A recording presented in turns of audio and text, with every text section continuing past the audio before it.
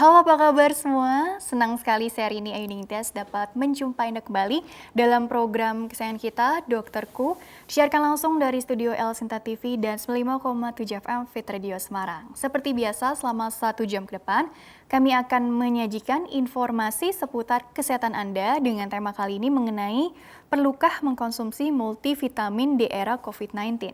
Dan bagi Anda yang ingin bertanya, silakan di 021 2520 666 atau bisa juga kirim pertanyaan Anda ke email kami di dokterkuelsinta@yahoo.co.id. Dan hari ini pemirsa, kita kehadiran dengan Dr. Yani Kurniawan SPPD. Beliau adalah dokter spesialis penyakit dalam dari Rumah Sakit Hermina Depok. Kita sapa dulu Dr. Yani yang tentunya sudah hadir di samping saya. Halo dokter, apa kabar? Halo, Kabarnya baik dong? baik, alhamdulillah. Alhamdulillah. Karena banyak konsumsi multivitamin? Enggak? Oh, enggak juga. Enggak juga ya dok ya. Nah makanya ini penting sekali untuk kita membahas mengenai perlu nggak sih atau perlukah mengkonsumsi multivitamin di era COVID-19. Dok, sejak masa pandemi COVID-19 atau COVID-19 kan memang kan kita semua udah hampir rata-rata tahu gitu ya dok ya, bahwa kita harus menjaga daya tahan tubuh atau kekebalan tubuh kita, khususnya mungkin dalam melawan tadi ya dok ya virus corona atau mungkin penyakit-penyakit lain sih gitu ya dok ya. Ada orang yang memang jadi seperti panik buying juga gitu ya, beli banyak variasi suplemen gitu ya katanya untuk menunjang tadi daya tahan tubuhnya. Tapi sebetulnya apakah memang harus segitunya dokter? Karena kan tubuh kita sebetulnya kalau bicara kekebalan tubuh juga secara alami itu seperti apa? Sehingga ini penting sekali untuk kita bahas. Jadi maksud dari dokter ingin mengangkat tema ini mungkin di awal perlu ditekankan dok, kenapa sih kita penting sekali untuk memahami perlu nggak sih konsumsi multivitamin di era COVID-19 dok? Baik, saya akan coba menjelaskan kenapa saya mengangkat tema ini. Karena seperti kita tahu di masa era COVID ini sering sekali orang beranggapan bahwa dengan mengkonsumsi multivitamin bisa menangkal atau meningkatkan daya tahan tubuhnya sehingga resiko untuk terinfeksi COVID ini berkurang seperti itu. Namun memang sebenarnya sah-sah saja, tidak ada salahnya hal seperti itu. Namun harus diperhatikan juga multivitamin itu ada dosis hariannya yang diminum dan juga apabila diminum dalam jangka waktu yang lama dengan dosis yang berlebihan dari yang seharusnya diminum hariannya bisa menimbulkan beberapa gejala efek sampingnya. Nah, untuk itulah bijaklah dalam memilih multivitamin dan kondisi-kondisi tertentu yang memang kita harus untuk mengkonsumsi multivitamin tersebut. Jangan sampai dengan kondisi COVID sekarang ini yang belum pasti kapan selesainya, kita mengkonsumsi terus vitamin tersebut tanpa kita tahu nanti efek sampingnya tiba-tiba di akhir setelah itu timbul berbagai macam kerusakan di organnya. Iya, jadi artinya harus paham atau aware resiko ke depannya juga. Betul. Seandainya ini dikonsumsi katakanlah berlebihan terus tanpa pengawasan atau konsultasi dulu oleh dokter gitu ya tentunya. Ini sebenarnya saya perlu nggak sih tubuh saya gitu ya dok ya? Betul. Karena kan kebutuhan tiap orang pasti beda-beda dong ya dok Betul. ya. Terus secara alami dari yang mungkin kita peroleh dari makanan kita sehari-hari, terus tubuh kita artinya kan ada pembentukan secara alami tadi ya dok ya. Sebetulnya tuh seperti apa sehingga kalaupun memang kita perlu vitamin itu sendiri, itu kalau yang dalam kondisi yang under atau kekurangan yang bagaimana juga dokter? Ya, jadi sebenarnya untuk multivitamin itu sedari awal memang hanya diperuntukkan untuk beberapa macam populasi atau beberapa kelompok tertentu. Seperti misalnya yang paling gampang kita lihat untuk lansia, orang tua yang biasanya kesulitan dalam mengkonsumsi makanan. Biasanya karena ada gangguan dari mungkin giginya yang sudah tidak lengkap, atau dia gangguan dari saluran pencernaan atau gangguan pencernaan yang mungkin dia punya gangguan lambung, asam lambung, sehingga membuat pasien-pasien dengan lansia itu kesulitan mendapat kecukupan nutrisi, terutama multivitamin. Yang kedua mungkin adalah anak-anak Sering sekali kita lihat kan anak-anak agak sulit untuk makan terutama sayur. Padahal kita tahu bahwa salah satu banyak multivitamin itu terdapat di sayur-sayuran dan buah-buahan. Oleh karena itu pasien-pasien seperti anak-anak itu yang kesulitan untuk makan sayur dan buah, salah satu yang dianjurkan untuk diberikan multivitamin. Yang ketiga adalah pasien-pasien dengan gangguan atau sedang mendapati penyakit kritis atau kronis. Jadi dia kondisi keadaannya sedang dirawat atau dia sedang mengidap penyakit tertentu yang sudah lama. Nah itu memang diberikan atau disarankan untuk mengkonsumsi multivitamin. Nah oleh sebab itu orang-orang yang masih sehat, yang masih bisa makan banyak makanan lengkap, misalnya dari karbohidrat, protein, sayuran, buah-buahan, itu memang disarankan untuk mendapatkan multivitamin dari asupan tersebut. Jadi jangan gegabah untuk membeli multivitamin dengan harapan menambah daya tahan tubuh. Padahal dengan hanya dia mengkonsumsi makanan sehari-hari dengan cukup baik dan benar, maka dengan sendirinya kekebalan tubuh secara alami itu akan timbul. Jadi harus seimbang, gitu ya, variatif. Diperhatikan zat gizi makro-mikronya lah ya, simpelnya seperti itu ya. Berarti kalau dipikir-pikir tadi kelompok yang awalnya mungkin diperuntukkan buat yang memang tadi mungkin ada masalah di mungkin gangguan makan atau gangguan penyerapan gitu ya dok. Artinya bicara pencernaannya ada masalah gitu ya dok ya. Berarti kalau untuk yang mungkin lagi apa nih, ibu hamil gitu dok, ini kan juga sering merencanakan kehamilan, atau mungkin orang yang ada tadi ya alergi lah, atau mungkin menganut lifestyle tertentu yang bisa dibilang oh ini memang perlu ditopang juga nih karena takutnya ada yang kurang gitu. Misalkan mungkin dia hanya konsumsi makanan tertentu gitu kan, khawatirnya juga ada yang kurang juga dok. Iya memang beberapa kelompok juga seperti ibu hamil, ibu menyusui memang membutuhkan tambahan multivitamin. Lalu juga orang-orang dengan lifestyle tertentu ya, mungkin pola hidupnya yang dia belum cukup sehat, atau dia misalnya tanda kutip kita bilang dia perokok lah misalnya ya. Memang itu membutuhkan multivitamin untuk membantu daya tahan tubuhnya. Walaupun sebenarnya tetap inti utamanya adalah mengurangi dari rokok tersebut gitu. Namun ya kembali lagi, multivitamin tidak dikonsumsi secara rutin dan jangka panjang pada orang-orang yang memang sebenarnya bisa untuk makan makanan yang cukup, sehat, dan memenuhi dari kebutuhan vitamin sendiri. Jadi gitu. Dalam sekali makan ya, atau dalam satu hari gitu ya, kebutuhan vitamin apa saja yang katakanlah diperlukan gitu ya dok, dan itu asalnya juga dari mana? Yang penting tadi menu gizi seimbang tadi ya dok. Betul. Ya? Seperti misalnya ambil contoh kita misalkan vitamin A, itu banyak sekali misalnya dari hewan kita bisa dapat dari hati, dari tumbuhan atau tanaman bisa kita paling banyak adalah wortel kan, sudah jelas. Terus kelinci gitu ya, matanya cantik. Wah iya, kelinci sehat-sehat itu matanya. Lalu untuk vitamin C, ini yang lagi jadi primadona ya di zaman era COVID ini ya. Padahal sebenarnya dengan mengkonsumsi buah-buahan yang mengandung vitamin C, itu sudah mencukupi lebih dari cukup kebutuhan vitamin C yang dibutuhkan dalam sehari. Gitu. Nah itu yang kalau kita berlebihan, sudah kita makannya dengan buah-buahan sudah cukup, ditambah lagi dengan dosis vitamin C yang melebihi dosis hariannya, dan penggunaannya jangka panjang dalam masa COVID ini, ada kemungkinan dia akan menyebabkan efek samping tuh. Efek sampingnya artinya gini dok, kan kita kalau tidak dikasih tahu nggak ada gambaran ya.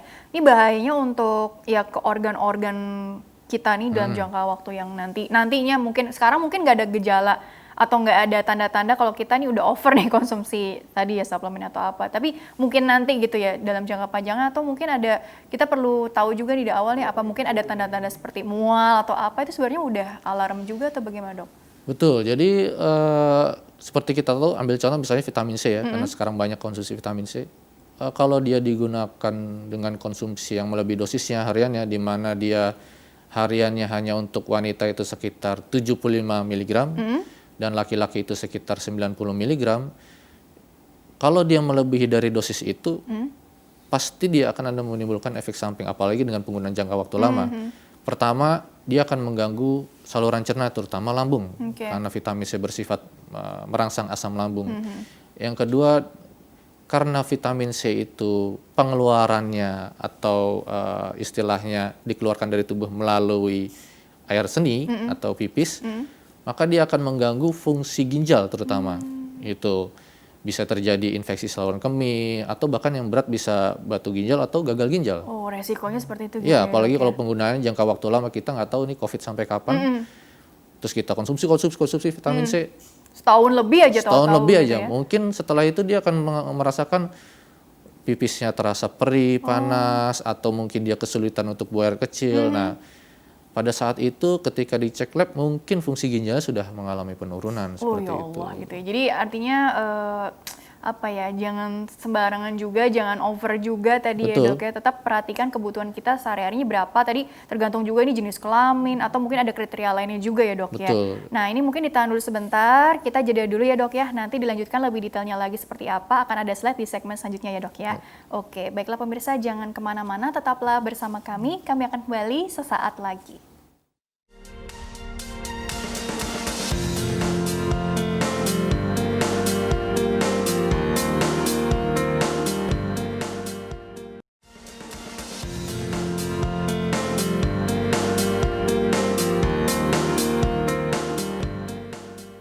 Ya pemirsa, terima kasih Anda masih bersama kami di program Dokterku, masih membahas mengenai perlukah mengkonsumsi multivitamin di era COVID-19 bersama dengan Dr. Yani Kurniawan SPPD, dokter spesialis penyakit dalam dari Rumah Sakit Hermina Depok. Bagi Anda yang ingin bertanya, silakan di 021 2520 36 atau bisa juga kirim pertanyaan ke email kami di dokterkuelsinta@yahoo.co.id. Dokter Yani, dilanjutkan kembali ya diskusinya supaya lebih paham nih kita semua. Kita sekarang mau bersama-sama mengamati slide yang sudah dokter persiapkan tentunya dari rumah sakit ya Dok ya. Slide pertama ini mengenai apa Dok? Jadi kalau tidak salah aku tadi sempat lihat sebentar, jadi vitamin itu ternyata terbagi juga jenisnya, ada yang larut dalam air atau larut dalam lemak gitu ya Dok ya. Betul. Benar nggak sih gitu ya? Betul. Jadi sebenarnya bedanya itu apa Dok? Jadi vitamin atau mikronutrisi ya, vitamin itu dibagi menjadi dua, yang bisa larut dalam lemak dan bisa larut dalam air. Biasanya itu tergantung dari proses metabolismenya. Misalkan vitamin yang larut dalam air, dia nanti akan masuk atau keluar melalui air seni atau air pipis. Oh maksudnya begitu. Ya. Kalau kelebihan atau tidak diperlukan tubuh jadi begitu? kebanyakan vitamin yang larut dalam air itu tidak akan disimpan dalam tubuh. Dia langsung dikeluarkan cepat melalui air seni, seperti itu. Sedangkan kalau untuk yang larut lemak, biasanya dia akan disimpan dalam tubuh, terutama di bagian organ liver, seperti itu. Dan metabolismenya, gitu? hati atau hati. Biasanya akan disimpan dalam hati untuk jangka waktu yang agak lama. Kalau memang nanti akan dibutuhkan. Oleh sebab itu, dua-duanya punya masing-masing efek samping, terutama ya dari organ yang tadi, tempat pengeluarannya atau tempat penyimpanannya tadi. Misalnya kalau di lemak di hati, kalau dia terlalu banyak juga bisa akan mengganggu fungsi hati. Lalu yang larut dalam air, kalau misalnya dijumlahi terlalu banyak juga akan mengganggu fungsi ginjal. Makanya butuh keseimbangan itu dalam multivitamin. Oke, jadi tadi sekali lagi jangan sembarangan juga ya dalam konsumsi. Betul. Gitu ya Dok ya. Baik, coba next slide dulu. Jadi tadi ada yang larut dalam air, larut dalam lemak. Nah, ini yang larut lemak dulu Dok. Atau mau larut air dulu? Larut lemak dulu deh yang keluar. Ini vitamin yang larut dalam lemak. Ya, paling gampangnya menghafal itu ADEK. ADEK. Ya, vitamin A, vitamin D, vitamin E, vitamin K. Itu vitamin-vitamin yang memang larut dalam lemak yang akan disimpan di dalam hati dalam jangka waktu yang agak lama. Kalau A tadi untuk kesehatan apa sih, mata kan orang tahunya. Biasanya orang akan lebih tahu vitamin A untuk mata. Nah itu biasanya kalau dia misalnya defisiensi atau kekurangan vitamin A, orang lebih banyak mengenal dengan rabun senja. Itu. Kalau D tulang gitu. D lebih banyak pada tulang, vitamin K lebih pada faktor pembekuan darah. Lalu vitamin E biasanya orang tahu tuh kalau untuk antioksidan, biasanya untuk perawatan kulit lah gitu ya. Oh kalau perempuan nih biasanya. Anti-aging katanya sekarang yang paling keren. Nah kalau K ini kan orang nggak, oh ada ya K ya gitu ya. Ya, vitamin K itu ada dan kadang-kadang terlewatkan tuh. Padahal dia termasuk yang penting juga, di mana kadang-kadang kalau kita kekurangan vitamin K akan mudah terjadi perdarahan. Contoh yang paling kecil adalah mudah memar, Oh, timbul mudah memar. memar. Iya, seperti itu. Misalnya kadang-kadang bisa timbul gusi berdarah, mimisan. Yang paling berat mungkin saluran cerna akan bercampur dengan darah. Gitu. Oh, jadi kalau mudah memar atau mungkin nggak sembuh-sembuh gitu, bukan nggak sembuh-sembuh sih, agak lama, ada salah satu Ada faktornya pasti mungkin? ada gangguan faktor pembekuan darah dan salah satunya mungkin salah satu ya, Salah dari satu sekian ya. banyak mungkin adalah defisiensi dari atau kekurangan vitamin K. Oke, jadi jangan lupa tadi yang larut dalam lemak ADEK ya, ADEK-nya pakai E ya dok ya? Ya, ADEK. Seperti itu, ADEK gitu ya. Oke, coba slide selanjutnya dulu lagi. Ini ada apa nih seperti Nah, ada ini corong untuk bawah. vitamin yang larut air. Salah duanya adalah A Salah dan dua. C. Jadi vitamin A dan vitamin C ini yang larut dalam air. Jadi dia akan dikeluarkan melalui air seni atau pipis. Oh, sama juga yang tadi ADEK ya? Oh bukan, maksudnya ini B. Mohon maaf, ini salah. Ini Oh, B. ini salah Ya. makanya aku jadi. Oh iya, ini B. Mohon Ini maaf. oke, ini salah ya. Ini maksudnya BC dia Ya, dok ya. BC. Oke, yang larut dalam air gitu ya. Kalau B tuh biasanya lebih ke apa dok? Untuk saraf atau apa, kan biasanya orang Ya, kalau kurang saraf tuh. betul. Kurang Jadi saraf, ada masalah di saraf maksudnya. vitamin B itu sebenarnya ada banyak macamnya juga, ada B1, B2, B3, B6, bahkan B12. Semua punya peran masing-masing, cuman orang lebih mengenal dengan vitamin B12 karena dia berhubungan dengan gangguan saraf biasanya. Padahal sebenarnya vitamin B1 juga penting. Salah satu contohnya mungkin pernah dengar dulu namanya beriberi. Penyakit Iya, beriberi. beriberi. Itu biasanya karena kekurangan vitamin B1. Gitu. Jadi sebenarnya tiap vitamin punya fungsi masing-masing dan apabila ada kekurangan biasanya akan menyebabkan gejala-gejala tertentu. Oke. Gitu. Nah kalau yang C tadi ya yang kita tahu lah ya untuk sehari-hari tadi ya dok ya. Ya, Untuk kekebalan gitu, daya tahan tubuh. ya vitamin C ini sangat ini ya terkenal sekali apalagi era COVID ini ya. Produknya juga banyak, Iya. variatif gitu ya dok ya. Di pasaran harganya mulai meningkat ya. Karena lagi pandemi Susah gitu juga. ya. Tapi tetap ya orang tetap cari dong, Tetap karena itu cari. kan kebutuhan tadi ya dok Ya, ya. karena memang dia salah satunya untuk bersifat antioksidan. Antioksidan itu untuk menjaga tubuh supaya radikal-radikal bebas atau yang semacam faktor-faktor yang memberikan kerusakan pada organ-organ tubuh kita itu dilindungi oleh antioksidan dari vitamin C tersebut. Oke. Dan biasanya terutama dipakai orang yang kosmetik tuh, mencerahkan kulit. Bahkan bilang memutihkan kulit. Itu sebenarnya juga agak rancu ya. Jadi vitamin C itu tidak untuk memutihkan kulit. Ya, vitamin C itu mengandung kolagen sehingga kalau misalnya dimasukkan ke dalam tubuh ya, itu sifatnya akan baik untuk kulit sehingga terlihat lebih cerah, Lebih bukan cerah, ya. memutihkan ya. Iya, Nah, jadi itu. jangan salah pengertian juga dok Ya. ya. Tapi sekali lagi tadi yang larut dalam lemak berarti yang ADEK gitu ya dok ya. Tapi kalau larut dalam air yang B dan B dan C. gitu ya dok ya. Oke, itu revisi sedikit ya. Oke, coba slide selanjutnya dulu lagi. Nah ini lebih rinciannya ya dok ya, rincian Ya. yang lebih dalamnya lagi nih. Vitamin C kebutuhannya nih mungkin dikelompokkan kalau laki-laki berapa, wanita berapa, bahkan ibu hamil dan ibu menyusui begitu ya dok ya. Mungkin Ya, bisa betul. dilanjutkan dok ini dok. Ya ini vitamin C untuk dosis hariannya ya. Bayangkan laki-laki hanya 90 mg per hari, wanita hanya 75 mg per hari, ibu hamil 85 mg per hari, ibu menyusui 120 mg per hari. Oh, lebih. Coba bandingkan dengan yang ada di pasaran, itu hampir rata-rata dosisnya 500 mg ke atas. Ya Allah. Iya ya, Ya, nggak terlalu coba dilihat merhatiin nih. kalau beli produknya, dilihat itu komposisinya berapa dosisnya. Tapi kalau misalkan nih kita badannya kebetulan lagi apa ya kurang fit gitu ya dok ya, itu kan minum ini terus kadang-kadang merasa seperti berenergi gitu ya dok ya, itu bagaimana dok kalau yang kasus seperti itu? Ya sugesti sebenarnya, karena memang sebenarnya ya tadi vitamin C dengan dosis 90 mg untuk laki-laki dan 75 mg untuk wanita itu sudah cukup untuk membentuk suatu antioksidan dalam tubuh. Oke, Gitu. membentuk antioksidan dari makanan apa saja nih? Ini ada Biasanya contoh-contohnya. vitamin C itu kita paling gampang jeruk ya.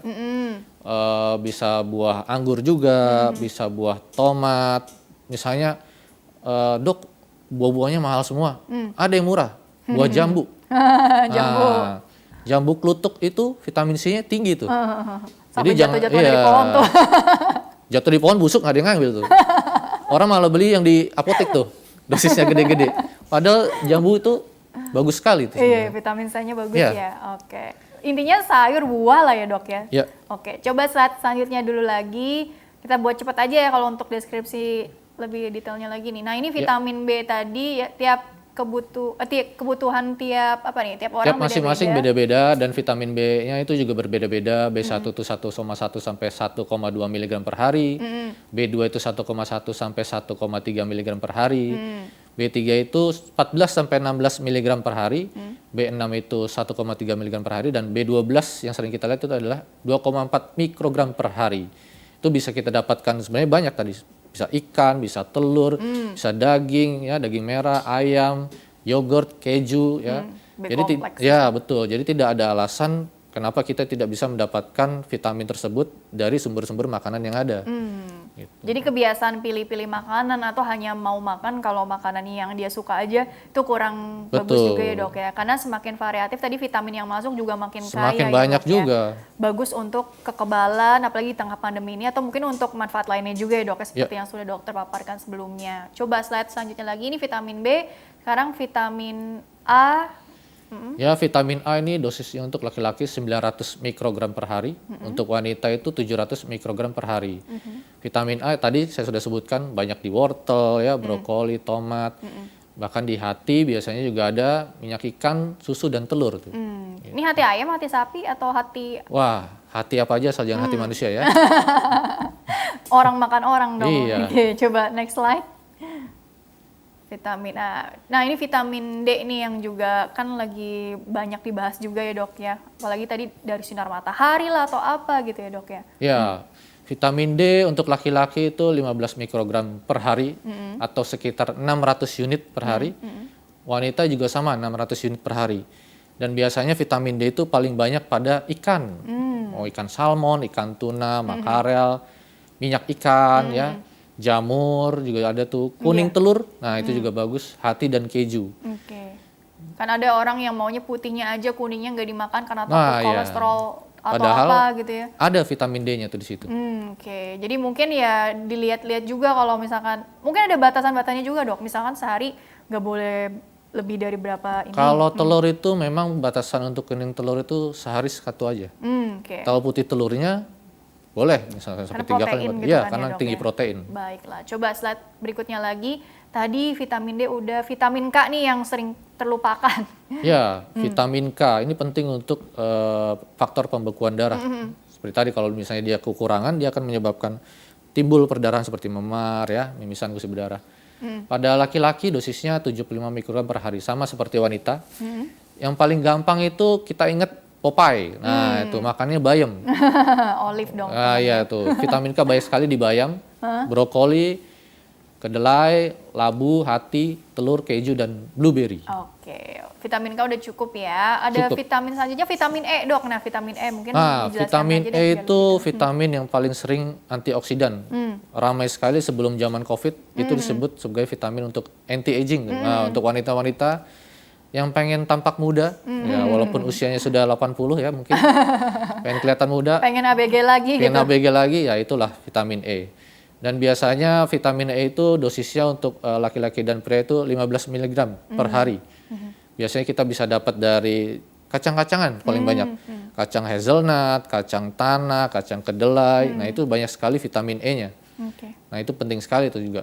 Untuk vitamin E itu selain dia antioksidan juga, dia membantu pada masa COVID ini juga membantu untuk meningkatkan daya tahan tubuh. Tapi kembali lagi, hanya orang-orang tertentu seperti saya bilang tadi yang memang membutuhkan multivitamin.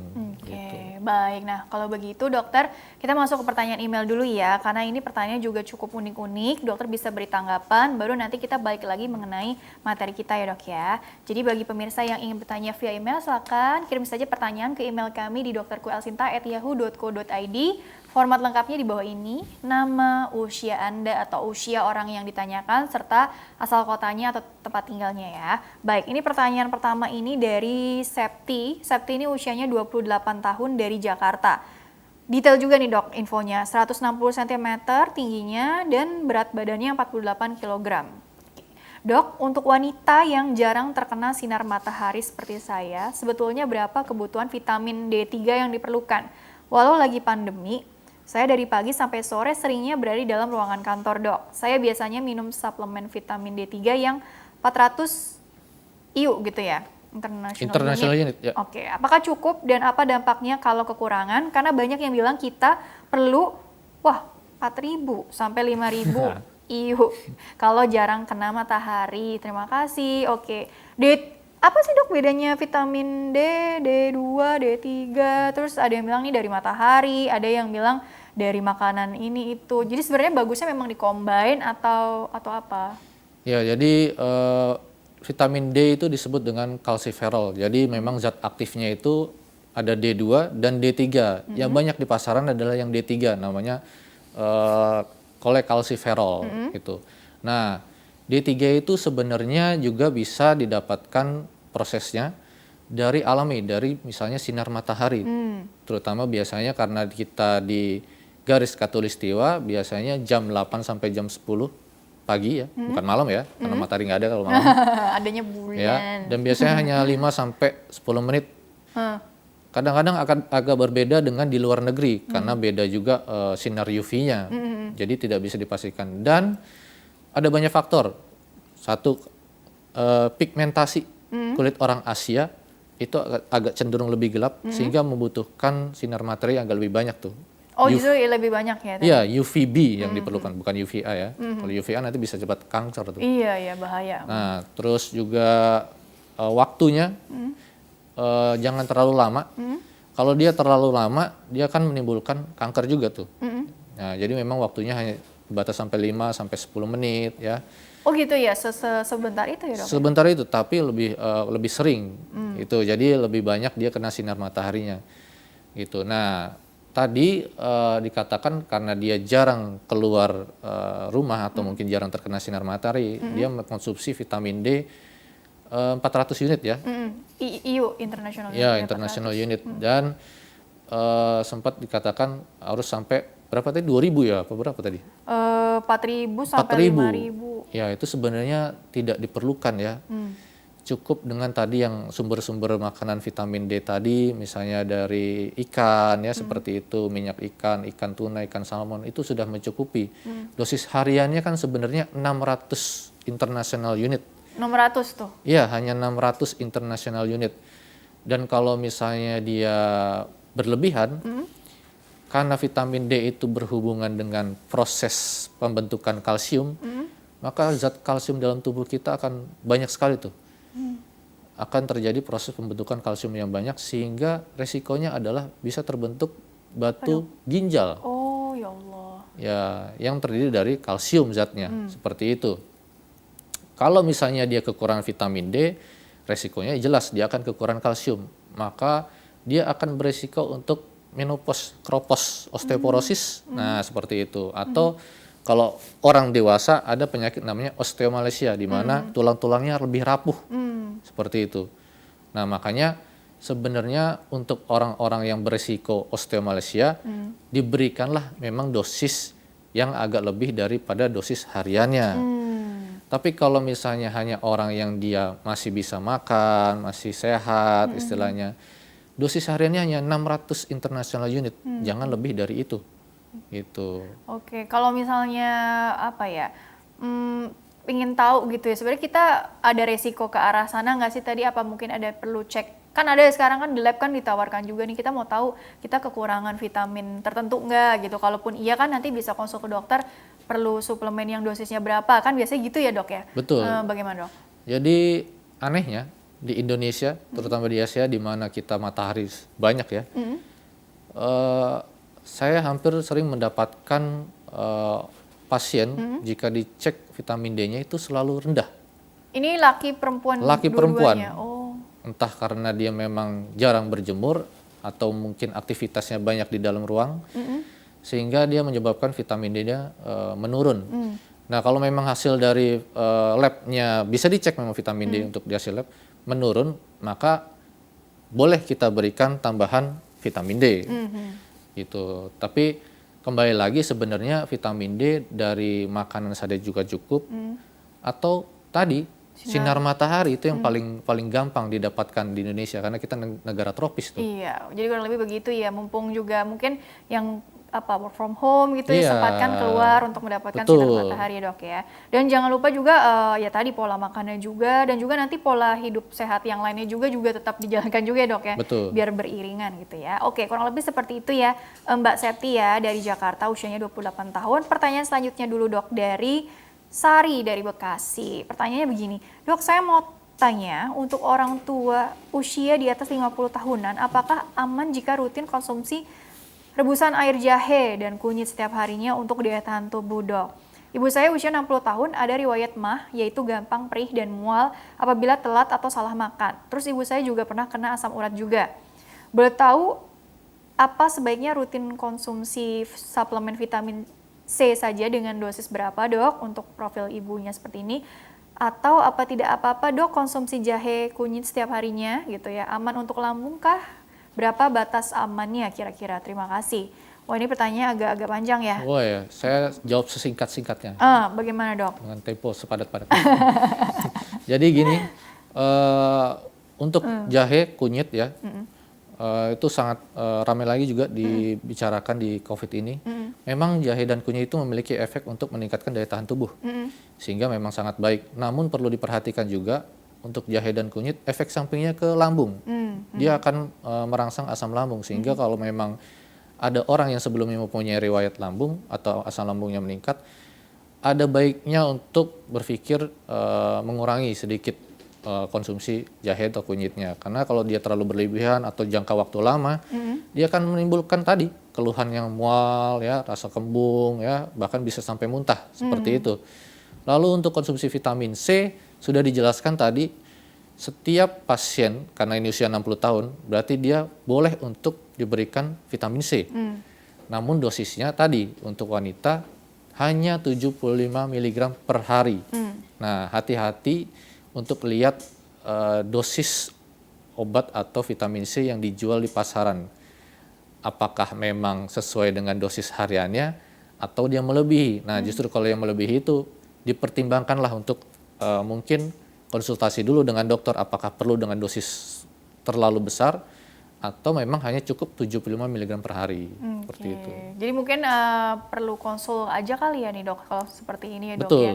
Supaya apa sih yang diperlukan, apa yang mungkin kebiasaan-kebiasaan yang sebaiknya dibatasi atau mungkin dihilangkan gitu ya dok ya. Betul. Karena kan kita perlu menjaga resiko terjadinya hal-hal yang tidak kita inginkan di masa yang akan mendatang. Ya, Kurang lebih betul. begitu ya dok ya. Nah dokter mengenai bicara seputar tadi ya dok ya kan, kalau yang kelebihan ada juga orang bilang bahaya keracunan lah atau apa gitu ya dok ya. Jadi itu sebenarnya bagaimana sih dok kalau kita bicara, kalau kekurangan dampaknya yang pastinya juga bagaimana, kalau yang kelebihan juga tadi kan sudah sedikit demi sedikit juga udah dijelaskan sih. Cuma ini mungkin lebih diperdalam lagi aja kali ya dok ya, supaya kita makin aware untuk tidak mengkonsumsi katakanlah yang multivitamin ini dengan sembarangan, atau mungkin baca reviewan orang-orang, dapat broadcast ini itu yang katanya bagus, efeknya di banyak orang terus kita tiru lah gitu ya dok ya istilahnya. Tapi belum tentu kan cocok di kita atau sesuai kebutuhan kita, sehingga efeknya kita takutnya nggak bisa nanggung juga gitu di masa yang akan mendatang gitu dok.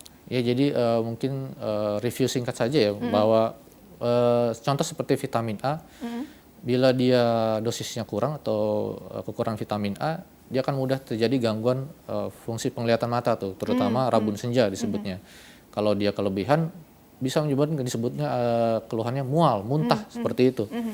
Untuk vitamin B tadi bisa misalnya kalau vitamin contoh B12 dia bisa ada gangguan misalnya kesemutan, gangguan saraf ya, tangan rasanya tebal gitu ya. Kalau dia kelebihan juga bisa menyebabkan mual muntah tuh seperti itu. Lalu kalau misalnya vitamin B tadi karena dia keluar lewat air, maka dosis panjangnya dia akan mengganggu fungsi ginjal. Nah, kembali lagi fungsi ginjal tergantung dari vitaminnya larut dalam air atau dalam lemak. Lalu vitamin C tadi sudah disebutkan kalau dia kekurangan otomatis daya tahan tubuhnya juga akan lebih menurun ya. Akan mudah terkena infeksi. Mau dia virus, mau dia bakteri, mau dia jamur. Infeksi apapun tadi. Apapun. Kalau misalnya vitamin C juga sering kita dulu tuh taunya kurang vitamin C sering sariawan. Nah, seperti itu juga bisa. Kalau dia kelebihan tadi, dia bisa menyebabkan gangguan ginjal, batu ginjal, infeksi saluran kemih. Yang paling gampang adalah dia sering mual muntah, karena dia merangsang asam lambung. Kalau vitamin D, dia akan kalau misalnya kekurangan atau defisiensi, maka timbul namanya osteomalacia atau dia kerapuhan pada tulang tuh. Mudah keropos, gampang untuk terjadi osteoporosis ya, pengeroposan tulang. Kalau dia berlebihan, juga karena kadar kalsiumnya tinggi, tadi vitamin D berkaitan dengan proses pembentukan kalsium, akan mudah terjadi batu ginjal tuh, seperti itu. Vitamin E, kalau dia kurang, ya tadi, karena dia sebagai antioksidan, dia juga berfungsi untuk melindungi tubuh tuh dari radikal bebas, maka dia akan mudah juga terinfeksi berbagai macam bakteri, misalnya virus atau jamur. Kalau dia kelebihan, nah ini vitamin E dia akan menyebabkan mudah terjadi perdarahan. Jadi dia bisa tadi tuh memar, itu mimisan, gusi berdarah. Kalau vitamin K, nah itu fungsinya kalau dia kurang, maka dia akan mudah terjadi perdarahan. Kebalikan tuh, vitamin A kalau K itu kurang dia menyebabkan perdarahan, vitamin E berlebihan dia menyebabkan perdarahan. Ya Allah. Ya gitu. Jadi kalau vitamin K berlebihan malah dia mudah terjadi penggumpalan darah. Kalau misalnya penggunaan jangka waktu lama, kebetulan dia ada riwayat penyakit sebelumnya, misalnya diabetes, dia akan meningkatkan penggumpalan darah tuh. Kalau misalnya di otak, bayangkan bisa terjadi stroke. Iya, resiko stroke gitu ya. Jadi dilihat juga ada faktor resiko apa atau penyakit yang mendasarinya Betul. juga ya dok ya. Itu hati-hati juga gitu ya. Dokter, kita jeda dulu sebentar, nanti dilanjutkan di segmen terakhir ya. Kita istirahat dulu ya. Baik. Oke, baiklah pemirsa, jangan kemana-mana, tetaplah bersama kami. Kami akan kembali sesaat lagi.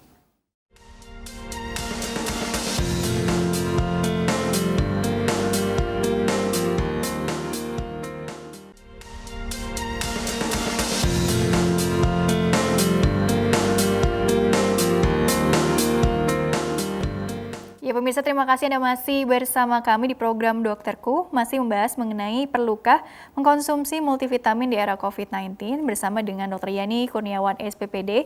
Beliau adalah dokter spesialis penyakit dalam di Rumah Sakit Hermina Depok. Dr. Yani, dilanjutkan kembali ya dok ya.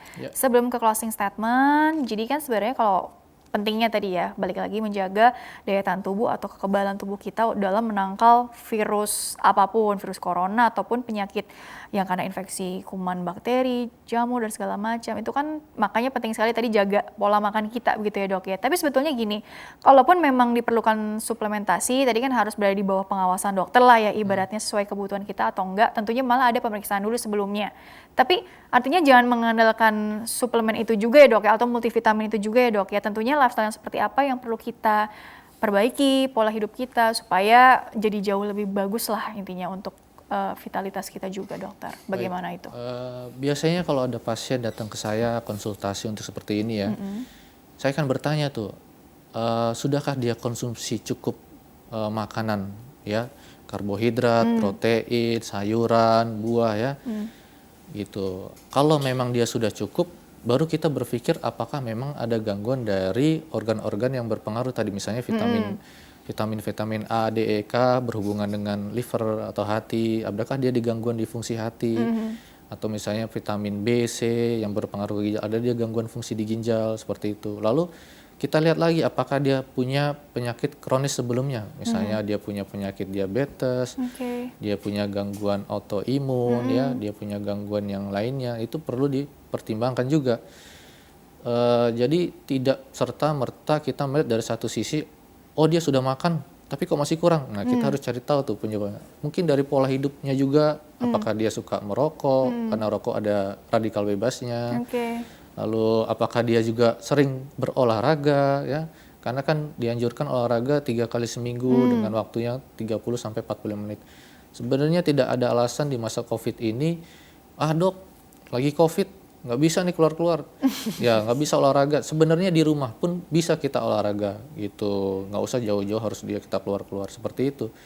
Maka multivitamin ini bukan hanya kita melihat, oh ini ada COVID, kita harus minum multivitamin. Tidak, jadi kita pertimbangkan dari segala aspek untuk melihat apakah orang ini atau pasien ini membutuhkan multivitamin dengan dosis yang cukup, atau mungkin dosisnya agak berlebih karena dia memang mempunyai faktor-faktor risiko yang sebelumnya tadi yang memberatkan, seperti itu.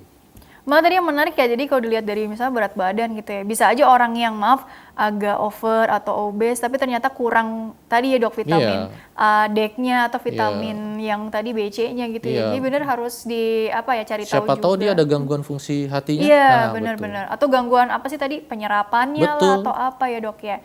Jadi itu yang memang perlu diperhatikan, kita kenali juga gitu ya dok ya, lifestyle kita nih bagaimana, kita punya faktor resiko apa, terus kalaupun memang merasa membutuhkan, mungkin ada baiknya dikonsultasikan dulu ya dok ya. Kalau memang ternyata, coba dulu deh diubah lifestyle-nya, tadi pola makannya seimbang dulu gitu kan. Kalau memang ternyata merasa fit atau apa ya sebaiknya sih mungkin nggak perlu banget atau apa gimana dok? Iya, jadi pernah ada pasien, ini hanya pengalaman saja ya.